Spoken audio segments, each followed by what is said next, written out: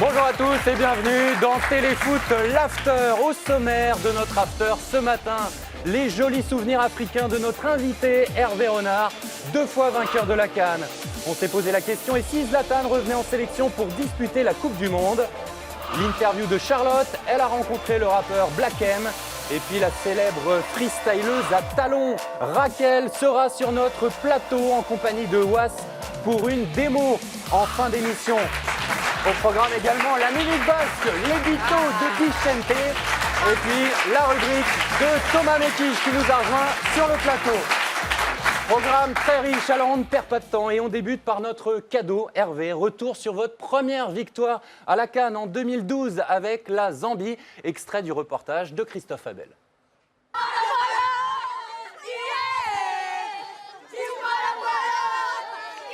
Deux semaines après son sacre de champion d'Afrique, la Zambie continue de célébrer sa victoire et son héros, l'entraîneur français Hervé Renard. Cette semaine, Téléfoot s'est rendu à Lusaka, la capitale de la Zambie, pour rencontrer le 4e entraîneur français vainqueur du plus prestigieux trophée africain. Emmener la Zambie toujours plus haut pour revivre des moments incroyables, comme cet accueil à Lusaka au lendemain du titre et cette garden party organisée par les autorités.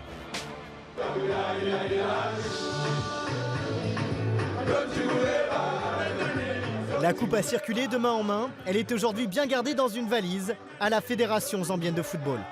C'est ce maillot avec lequel nous avons gagné la finale et le pays est tellement fier. Son image a changé, lui certainement pas. Disponible, souriant, généreux, spontané, Hervé Renard savoure chaque minute passée dans ce pays qu'il a adopté et dont il a marqué à tout jamais l'histoire. Ça vous met toujours la chair de poule, Hervé? Oui, toujours, ouais. J'y retourne 1 ou 2 fois par an et c'est toujours la même chose. C'est des souvenirs inoubliables. En quoi les joies sont différentes en Zambie, en Côte d'Ivoire, au Maroc? Racontez-nous les différentes joies que vous avez vécues là-bas. Les cultures sont différentes. En Zambie, bien sûr, c'est une équipe sans grandes individualités. Donc un groupe très soudé, quelque chose de très très fort, parce qu'il fallait combler le manque de talent, en quelque sorte, par d'autres choses. Et ça a été magnifique. La Côte d'Ivoire, c'était plus un aboutissement après beaucoup d'échecs? La Côte d'Ivoire, c'était la chance d'avoir un groupe avec des joueurs de grande qualité, des joueurs qui jouaient dans des grands clubs. Il fallait réussir à faire comprendre que le football, c'était avant tout un sport d'équipe. Voilà, les joueurs parfois l'oublient un petit peu, mais là, ils avaient été magnifiques grâce à des leaders qui m'ont beaucoup aidé. Si je peux permettre, Hervé, comment t'expliques cette adaptation incroyable à l'Afrique et qu'est-ce que tu as découvert là-bas et pourquoi tu t'es révélé comme ça en Afrique? J'ai eu la chance d'arriver en Afrique grâce à Claude Leroy et il m'a toujours appris une chose ou dit une chose, c'est qu'il faut être tolérant. On ne peut pas arriver en Afrique en disant « oui, mais en France, il y a ça, là, il n'y a pas ça ». Non, il faut oublier. Il faut arrêter de faire des comparaisons. Il n'y a aucun pays africain qui est comparable à la France. Voilà. Donc, ceux qui ont, j'appelle ça aujourd'hui un peu méchamment, les petits esprits. Si vous n'avez pas une ouverture d'esprit sur la culture, sur les traditions, sur les mentalités, vous ne pouvez pas réussir.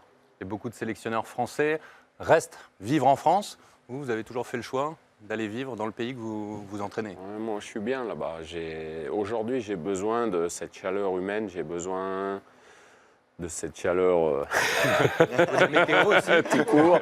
Vous n'avez pas le même teint que nous au mois de novembre à Paris, quoi. Et il y a une chose qui est hyper importante. Par exemple, j'ai entendu, il y en a qui ont peut-être fait des erreurs. J'arrive en Afrique, je suis entraîneur, j'ai une grosse carrière en Europe. Par exemple, j'arrête la musique pour les Africains. Je veux dire, je pense que c'est la plus grosse erreur qu'on puisse faire quand on arrive là-bas, quoi. Il faut garder les traditions, c'est comme ça, c'est l'Afrique. Et le Maroc, désormais, qui fait l'objet de notre sondage, Charlotte. Ouais, on revient à l'actualité. Allez-y, vous avez quelques minutes pour y répondre. Quel sera le parcours du Maroc à la Coupe du Monde selon vous?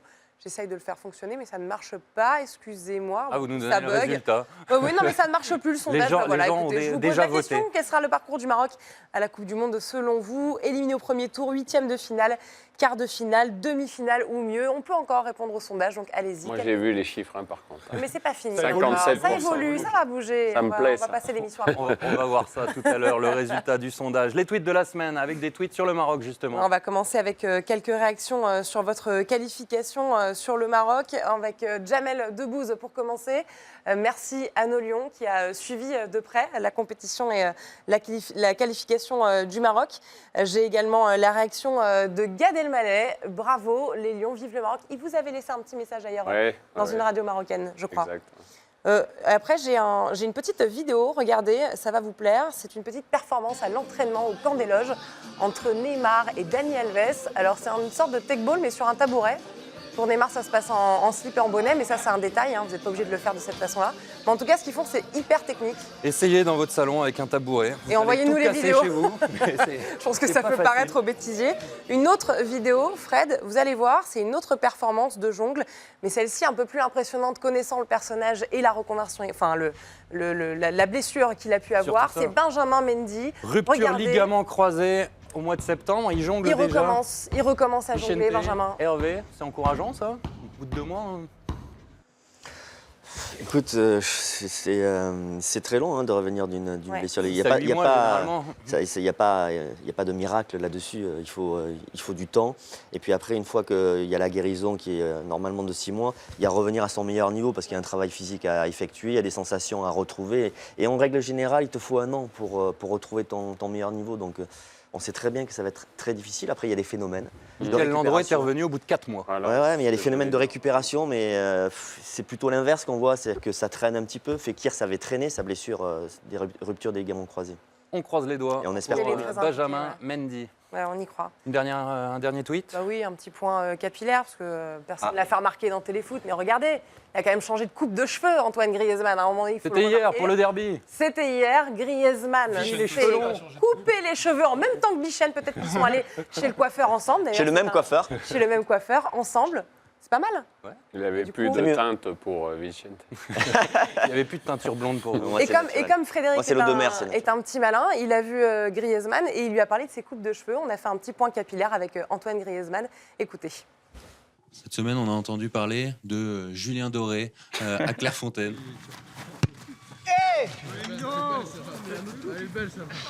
Bien joué, Julien Doré. Blague de Costil. Est-ce que ça vous a fait rire? Ça m'a fait rire, mais il était piqué par le but que je lui avais mis. Mais c'est bien, sa chambre. Il y a une bonne ambiance dans le groupe et ça peut aussi nous aider à aller loin. Si je vous montre cette photo, ce photomontage, est-ce que vous l'aviez vu? J'ai vu, il y en a Est-ce que beaucoup ça vous d'autres fait marrer? Oui, ça me fait rigoler. Mais voilà, c'est pas la première ni la dernière. Vous êtes cash, hein, Fred hein. Bon, ça l'a fait rire, c'est le principal. Heureusement, Ça l'a fait c'est vrai. changer de coupe de cheveux. Voilà, Julien Doré. exactement. Un peu cash. Ça va être notre minute blonde. Vous faites tous les deux très attention. Blonde. Notre À minute votre blonde. image, messieurs, vous êtes impeccablement coiffés. Vous validez toutes ces coupes de cheveux d'Antoine Griezmann? Qu'est-ce qu'il veut, ouais.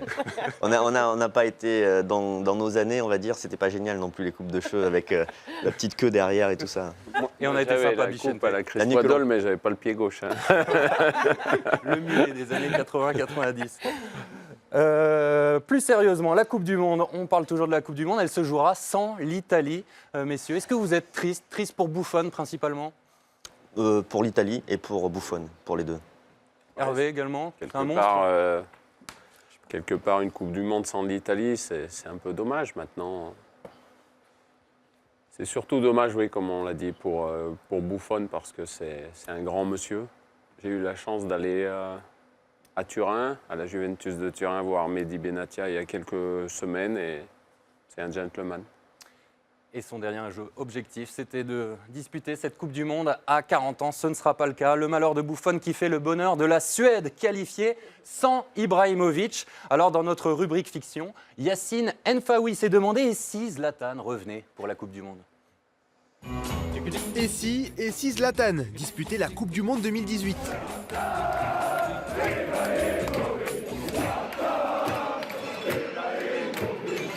1 an et demi après sa retraite internationale, Zlatan pointe à nouveau le bout de son nez.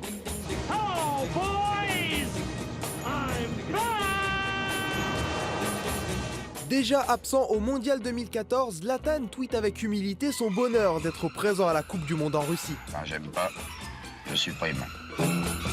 Si son retour ne fait pas l'unanimité en Suède, qu'importe, Ibra réintègre l'équipe et s'autoproclame même sélectionneur.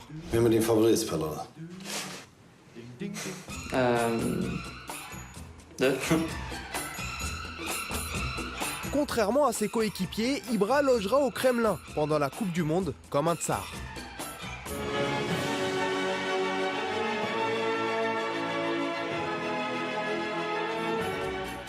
Parti comme ça avec Zlatan, la Suède finira même par s'appeler la Zuède. Tu te crois drôle, c'est ça? Hein? Tu te crois drôle? 63% des Suédois sont contre le retour de Zlatan Ibrahimovic en sélection. Il a arrêté après l'Euro 2016. Est-ce qu'il doit revenir, selon vous, Hervé? Je pense que le coach doit être partagé entre le fait qu'ils reviennent et qu'ils prennent beaucoup de place dans un groupe. Donc ça doit être difficile. C'est une décision qui sera difficile, à moins que lui tourne court très vite à toute spéculation et qu'il dise non, je ne reviens pas. Vicente, vous souhaitez le revoir? Ça s'est pas bien passé à l'Euro hein, et il joue beaucoup mieux sans lui. Oui, ça s'est pas bien passé à l'Euro, c'est vrai. Mais en même temps, tu as envie de voir des grands joueurs, des grandes personnalités aussi. Mais je pense que ça peut déséquilibrer complètement le groupe de la Suède qui a fait sans lui, qui s'est qualifié sans lui. Et il prend énormément de place, on le sait. Donc forcément, ça sera au détriment aussi du collectif. J'ai une petite question. Si Zlatan il décide de revenir, son coach il pourra rien faire, on est d'accord? S'il veut revenir, il la jouera la Coupe du Monde. Zlatan décide. Non mais ouais, mais c'est le coach qui décide. C'est pas sûr. Il y a la pression populaire derrière. Oui, mais bon, le coach. Pas si c'est 63%. On suivra ça dans Téléfoot et dans l'After. On passe à l'instant T avec vous, Thomas. Vous vouliez revenir sur la qualification marocaine. Et oui, une semaine après votre qualification pour la Coupe du Monde 2018, on a voulu en savoir plus sur la folie Hervé Renard, parce qu'on peut parler de folie. Regardez ces petites images. On a envoyé Charlotte et son bonnet qui sont allés se balader à la rencontre des passants cette semaine et même des supporters marocains avec cette petite photo. Vous connaissez cette personne? Oui, c'est Renard, l'entraîneur du Maroc, quoi. Ouais. Il est super balèze, il a une carrure impressionnante. C'est Renard. Hervé. Renard. Vous êtes sûr? Ouais, je crois que je suis sûr. Vous connaissez cette personne? Non. Très bon entraîneur. C'est un gentil garçon, Hervé Renard.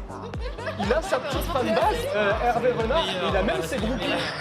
Merci beaucoup Renard, Wallah, j'aime beaucoup le Renard. C'est la meilleure de l'Afrique.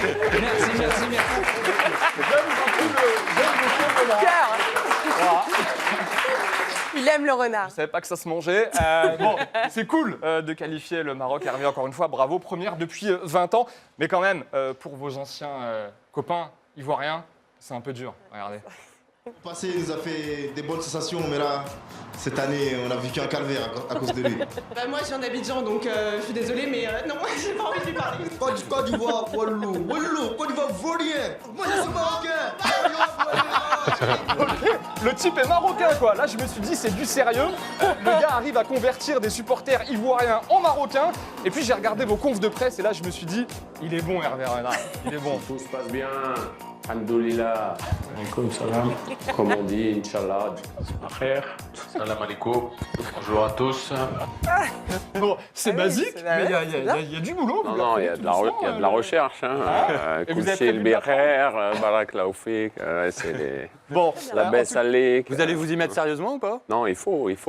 C'est important. C'est déjà, imaginez un étranger qui vous adresse la parole et qui dit quelques mots de français, ça vous fait toujours plaisir. Même s'il y a un accent un petit peu, c'est encore plus beau avec l'accent. Donc charmant. Ouais, même quand on prononce pas très bien, c'est fun, c'est sympa. Vos supporters, en tout cas, vous adorent et on a voulu en savoir plus concernant vos joueurs. Walid El Ajam, l'Amiénois, qui a participé d'ailleurs avec vous à la qualification, on l'a rencontré. C'était juste après Amiens-Monaco, vendredi soir. Voici ce qu'il nous dit d'Hervé Renard. Voilà, il nous a prouvé qu'il est montré à toute l'Afrique qu'il est capable de faire de très bonnes choses avec n'importe quelle équipe. Il a su créer une très bonne osmose et un très bon état d'esprit dans ce groupe et c'est À l'image de la semaine que j'ai vécue, c'était exceptionnel, une très bonne ambiance. Bon, on l'appelle le sorcier blanc. J'aimerais bien savoir c'est quoi son secret quand même. Bon, il y a un secret ou pas? C'est votre joueur qui vous pose la question. Le sorcier blanc, vous êtes un peu le disciple de Claude Leroy. Vous espérez le dépasser un jour? Non, je ne dépasserai pas Claude Leroy. C'est Claude Leroy, c'est grâce à lui que je suis en Afrique. Je lui dois beaucoup, beaucoup de choses. J'ai aussi la chance d'avoir un adjoint, Patrice Baumel, qui est avec moi depuis 10 ans et qui fait un travail exceptionnel. C'est un peu le Guy Stéphane de Didier Deschamps. Il est exceptionnel dans son travail, dans sa complémentarité avec moi. Donc j'ai beaucoup de chance. En attendant, dans Téléfoot, on chouchoute nos invités, Hervé. On pense déjà à l'avenir. Si un jour, au cas où, vous quittez le Maroc, on vous a déjà trouvé un job dans un autre pays. Il ne fait pas aussi chaud. Regardez. He can come over anytime to Ireland if he likes. Come to Ireland and you can live with Kira. You can live in the Borg's house. Allez vivre en Irlande, dans la chambre d'amis de Carrie. Ils ont bien aimé. Thank you. Thank you very much. Merci Thomas.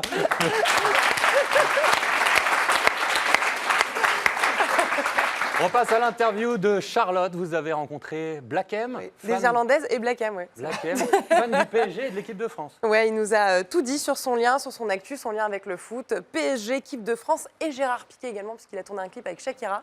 Il nous dit tout, on l'écoute. On est avec Black M pour l'after téléfoot, c'est pas beau ça? Comment on va? T'es parisien de naissance, est-ce que tu as un souvenir de foot en particulier? Alors peut-être avec le Paris Saint-Germain ou avec une autre équipe? Avec le Paris Saint-Germain, je me rappelle de Ronaldinho au PSG. C'était ouf, cette époque. Sinon, gros souvenir de foot, pas forcément parisien, c'est la Coupe du Monde de 98. Ouais, les Français, la Coupe du Monde est française pour 4 ans. Tu as posté une photo récemment sur Instagram avec le maillot du PSG. Ouais. Tu as dit avec ou sans Neymar, Paris est magique. T'as l'impression qu'on en a trop fait autour de lui ou... Non, c'est parce que c'est une punch que j'ai écrite dans un morceau que j'ai balancé il n'y a pas longtemps, un extrait de ma réédition qui s'appelle Death Note. Et j'ai dit oui, Paris est magique avec ou sans Neymar, ce qui est la vérité. J'aime beaucoup Shakira. Alors évidemment, on va faire un petit lien foot avec elle. Est-ce que Gérard Piqué est venu sur le tournage, je l'ai rencontré? Il est venu sur le tournage et peu de temps avant, je crois que Paris les avait battus, c'était combien? 4-0, c'était ça? C'était le 4-0 Ouais, il me semble et je lui ai bien, fait ouais. le signe. T'étais intervenu à Clairefontaine avec les joueurs de l'équipe de France? T'avais fait un petit concert pour Ouais, eux? j'avais fait un petit showcase là-bas à l'époque. Ouais, c'est vrai. Ouais, c'était terrible. On a kiffé au début. Je me rappelle, au début, ils étaient un peu timides. Et j'ai dû aller les chercher. Je suis descendu et les chercher dans le public. Et à la fin, ils ont commencé à jeter des chaises. Ouh là là.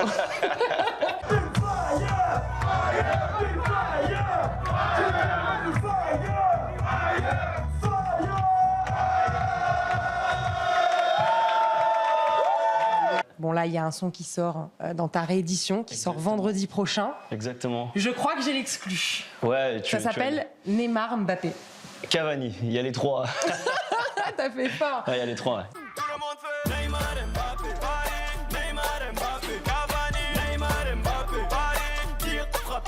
Il est possible que dans les jours prochains, on aille voir Soprano et qu'on lui parle un peu de Marseille. J'aimerais bien que tu le charries un petit peu sur l'OM. Mais tu sais, on se charrie tout le temps. Dès que le dernier match, je lui ai envoyé un message, je crois, il m'a même pas répondu. Sur le Classico on se charrie tout le temps. Non, oui, le 2-2. Le 2-2, et pour eux, c'est une victoire. On charrie tout le temps, il est Soprano. Tu sais très bien. Bon, les coups francs de Cavani, on est désolé, Soprano. C'est dur quand ça arrive à la fin. Merci beaucoup, Black M. Salut, ciao.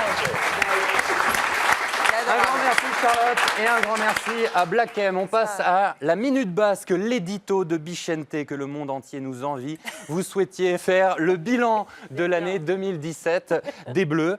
On va voir déjà ces stats sur l'équipe de France. 11 matchs disputés pour 8 victoires, notamment des belles victoires contre l'Angleterre et les Pays-Bas. Un nul contre le Luxembourg, c'était moins bien ça. Et 2 défaites face à l'Espagne et en Suède. Mais surtout, la qualification directe pour la Coupe du Monde. Qu'est-ce que vous retenez? Qu'est-ce qui est bien et qu'est-ce qu'il faut améliorer? Alors déjà, je fais partie des contents, voire même des très contents, parce que je trouve que le bilan, bon déjà, il faut quand même se satisfaire de cette qualification et avec ces 4 points d'avance, quand tu vois que l'Italie s'est fait taper. Et puis je trouve que dans le parcours de Didier aussi, il y a un enchaînement de bonnes performances, il y a de la constance, c'est quelque chose d'important, il maîtrise bien son sujet, le quart de finale Coupe du Monde, la finale de l'Euro, les 2 qualifications pour des grands championnats, cette qualification qui vient. Donc pour moi tout ça est très positif et je dis ça parce que là on sort de 2 matchs, Pays de Galles, Allemagne, où ça s'est très bien passé au niveau offensif, surtout contre l'Allemagne. Donc, ça s'est tellement bien passé que je l'ai compté comme une victoire au lieu du match nul. Ouais. Je me suis trompé dans mon animation, vous voyez. Moi, j'oublie pas les pots de banane qu'il y a eu quand même il y a 2-3 mois, beaucoup de vent contraire. De mon point de vue, intellectuellement, c'était pas juste, c'était malhonnête même.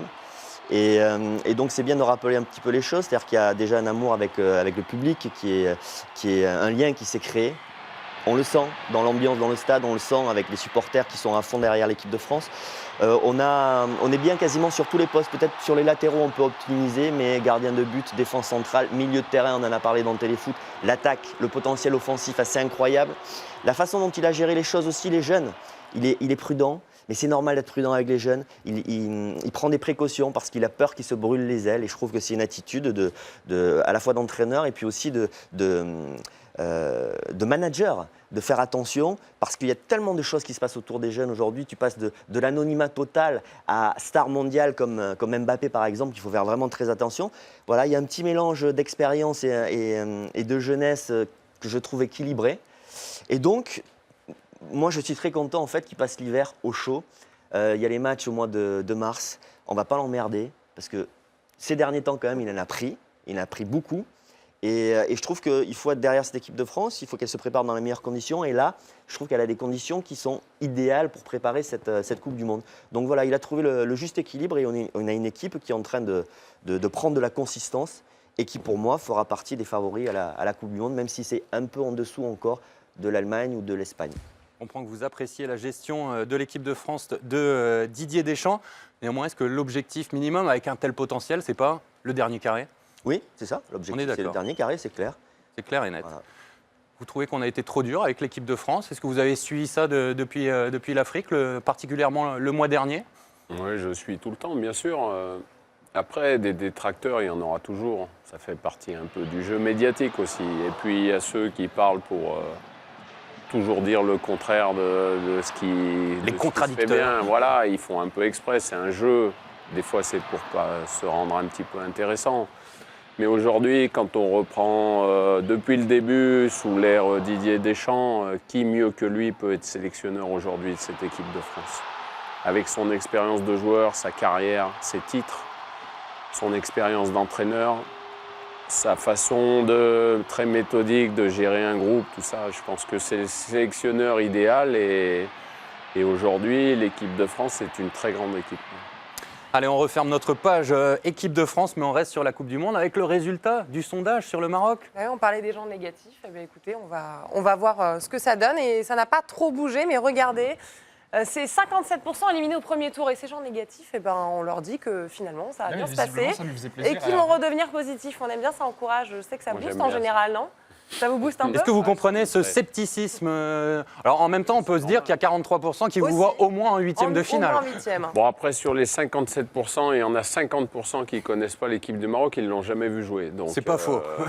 Très bien répondu. Donc voilà, après, sincèrement, c'est un sondage logique qui va me servir.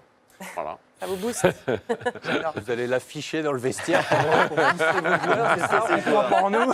C'est une sorte de management. Une motivation. Bon, le Maroc étant dans le chapeau 4, on le rappelle, tirage au sort le 1er décembre à 16h à suivre sur TMC. Est-ce que vous souhaitez un groupe prestigieux du type Brésil, Espagne et Suède, par exemple? Pas facile comme groupe. Ou un tirage plus clément, mais aussi moins excitant, type Pologne, Pérou, Iran?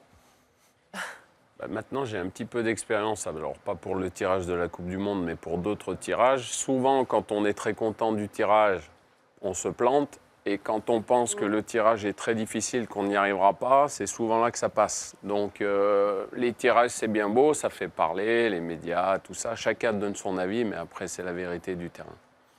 Allez, avant votre buzz, Charlotte, voici les calendriers de l'avant, les calendriers de la Ligue 1. Je ne sais pas où les montrer. 9,95 € et vous soutenez l'association Rêve qui réalise les rêves d'enfants grièvement malades. Commande sur chocoligue1.fr pour faire une bonne action. Le buzz de la semaine, Charlotte. Je voulais revenir sur une scène particulière du foot très connue, celle de Carlos Valderrama. Ça vous dit quelque chose?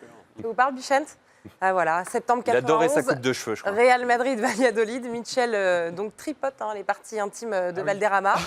Et 25 ans plus tard, Comme Valderrama revient, comme avec vous, revient sur ce moment, Valderrama, mais pour la bonne cause. Vous allez voir, vous rigolez, messieurs, mais c'est pour la bonne cause. C'est une idée de génie. Regardez. Durante mi carrera he vivido muchos momentos importantes, pero hay uno que me marcó. La imagen del partido y quién sabe si de la liga se producía a la espera de este saque de esquina. Mitchell que provoca a Valderrama. Todavía puedo sentirlo.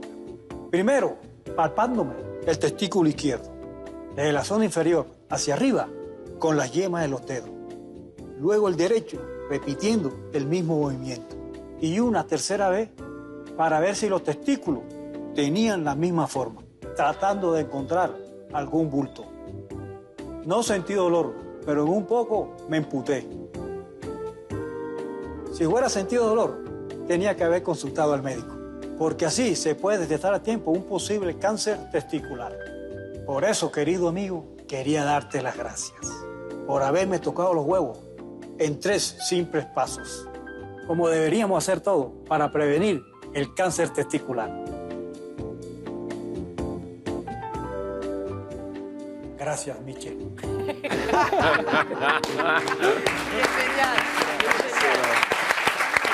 très beau message de Valderrama.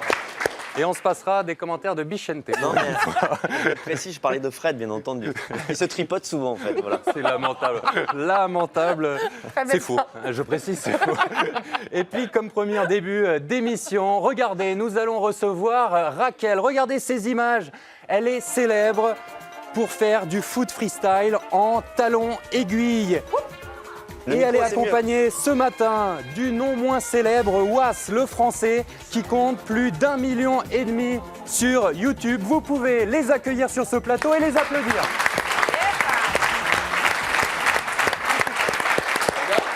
Bonjour Was. Hello Raquel. Bonjour, merci de l'invitation. Eh bien, avec grand plaisir. Vous allez faire également le traducteur, Was, parce que Raquel est brésilienne. Raquel. Elle ne parle pas français. Exactement. Déjà, première question. Pourquoi jonglez-vous avec des talons? So, Raquel, why do you juggle with the heels? Because of a challenge. Yeah, you can explain, you know.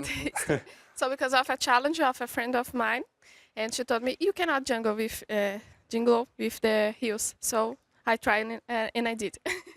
En gros, c'est parti d'un défi qu'une amie lui a lancé en lui disant pourquoi tu n'essaierais pas avec des talons, je suis sûr que tu ne peux pas y arriver. Donc Raquel a voulu relever ce défi en jonglant avec ses talons. Elle a mis la vidéo peu après sur Internet et quelques heures plus tard, ça avait fait des millions de vues. Et elle s'est dit pourquoi pas continuer avec ça. Et depuis, c'est devenu un peu sa marque de fabrique, sa signature. Et c'est ce qui fait le buzz tout le temps avec elle. Est-ce que ce n'est pas dangereux? Est-ce qu'elle ne s'est pas déjà blessée? Is it dangerous and have you ever been injured because of that? Never. You need to know how to walk in heels. Jamais, puisque c'est une femme, elle a l'habitude de marcher avec les talons. Donc, ça, on ne peut pas comprendre, effectivement. Et on espère qu'elle ne va pas se blesser aujourd'hui pour la première fois. J'espère aussi, ouais, on en a besoin. Sur notre plateau. Le ballon est à gagner, tiens.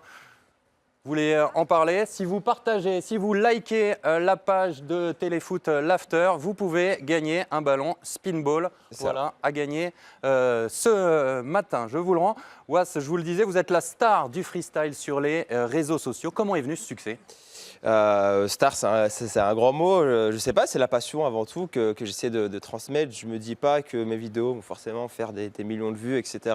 J'essaie juste de transmettre ma passion, transmettre aussi un message positif, parce que mes abonnés sont très jeunes aussi. J'essaie de leur inculquer des choses positives, un message positif aussi en leur disant que si on travaille dur et qu'on est déterminé, forcément on y arrivera. Et c'est un peu l'histoire de mon parcours pour ceux qui connaissent. Et voilà, donc je pense que dans la vie, peu importe ce que c'est, il faut faire les choses par passion et ensuite ça marchera. Est-ce qu'on en vit du freestyle? Vous vivez bien, vous gagnez bien votre vie tous les deux grâce au Aujourd'hui, freestyle? oui, on a la chance, on a travaillé dur aussi pour pouvoir en vivre. On en vit très bien aujourd'hui. Maintenant, c'est pas donné à tous. On est vraiment une petite minorité dans le monde entier à pouvoir en vivre. C'est pas forcément les meilleurs d'ailleurs qui en vivent. Il y a des freestylers qui sont très très bons, qui ont gagné beaucoup de compétitions internationales, etc. Mais qui ne sont pas forcément pros parce qu'il faut faire aussi la distinction entre un compétiteur et un showman. Aujourd'hui, faire le show, interagir avec des gens, c'est aussi compliqué que de gagner des compétitions et être très technique. Après, la perfection, c'est le juste milieu, pouvoir être technique et aussi showman. Donc oui, aujourd'hui, on en vit, c'est une grande chance qu'on a et on espère que ça va durer. Est-ce que vous avez déjà joué avec Neymar? Ou est-ce que c'est un challenge un jour de freestyler avec Neymar? Raquel, have you ever met and played with Neymar, and do you expect one day to play and challenge him? Yes, when I was in Brazil, I played with him, and yesterday we meet again.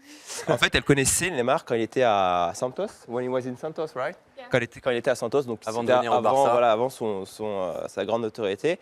Et on l'a rencontré hier, donc à son hôtel avant le match, parce qu'elle est en contact direct avec lui. Il est sympa?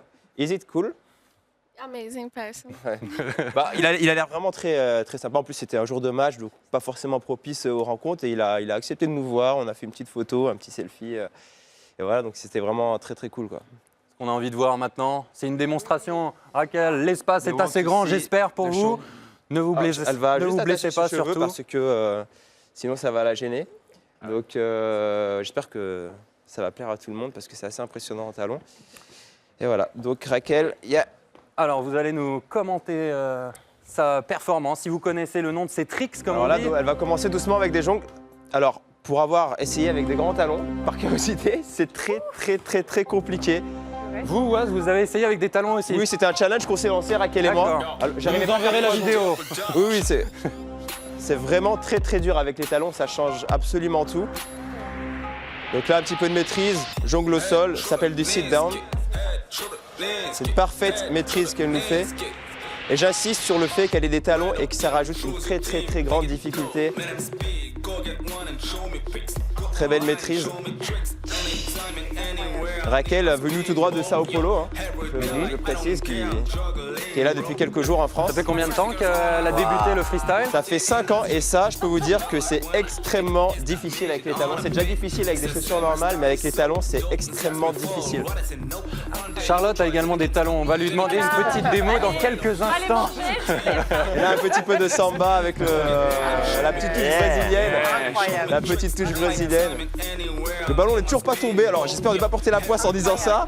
Mais en tout cas, là, c'est magnifique. Quelques points, on peut l'applaudir quand même, hein, franchement. C'est énorme. Un grand bravo. Bravo. C'est franchement énorme. Un grand bravo.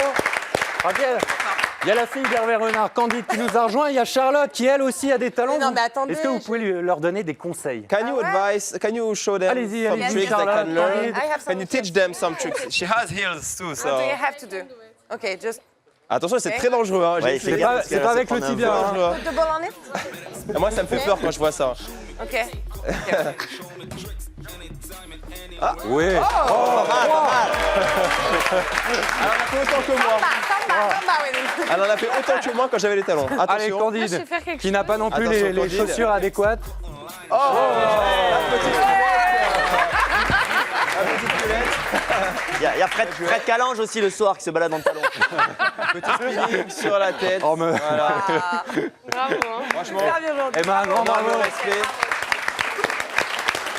On va se tourner. Venez, Raquel. C'est la fin de cet after. Un grand merci, Raquel et Waz, d'être venus Merci faire de cette l'invitation. démonstration. Un grand merci, Hervé, d'avoir passé cette matinée avec nous. Candide, d'avoir fait votre première télé. Merci à tous et à dimanche prochain. Salut.